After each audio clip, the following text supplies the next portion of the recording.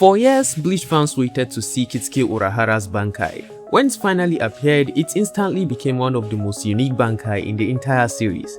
It can heal fatal injuries, reshape the battlefield, and even rewrite almost anything it touches. But despite all that, it has two hidden weaknesses that stops it from being unbeatable. Let's break down exactly how Kannonbiraki Benihime Aratame works. Urahara activates his Bankai only after realizing he's been pushed into the corner by asking. That moment he says, Bankai. A giant woman appears behind him. Unlike most Bankai that rely on overwhelming destructive power, Urahara's is something completely different. It's a Bankai built around precision, adaptability, and control.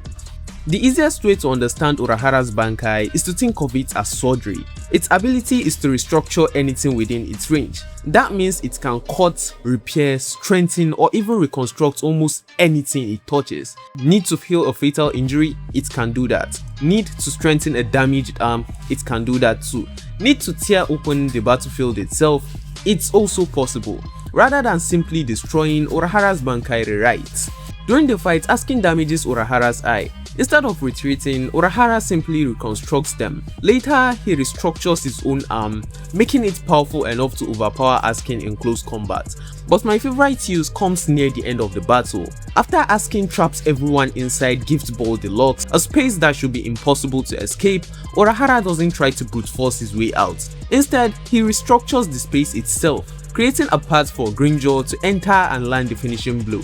That's classic Urahara. Now remember those weaknesses I mentioned earlier. Here's where things get interesting.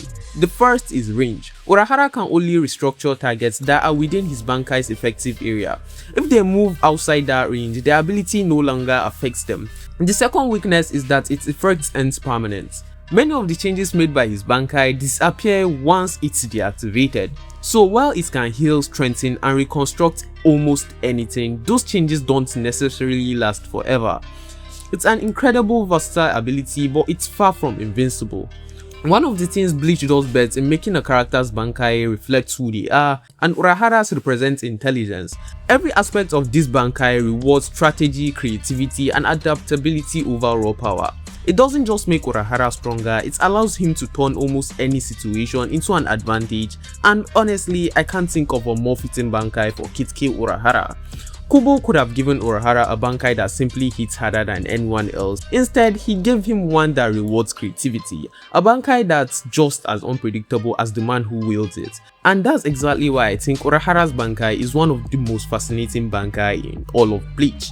So, where would you rank Urahara's Bankai among the strongest in Bleach? Top 10? Top 5? Or do you think it's the most versatile Bankai in the entire series? Let me know down in the comments, and if you enjoyed this Bleach breakdown, don't forget to like and subscribe because we've got plenty more coming.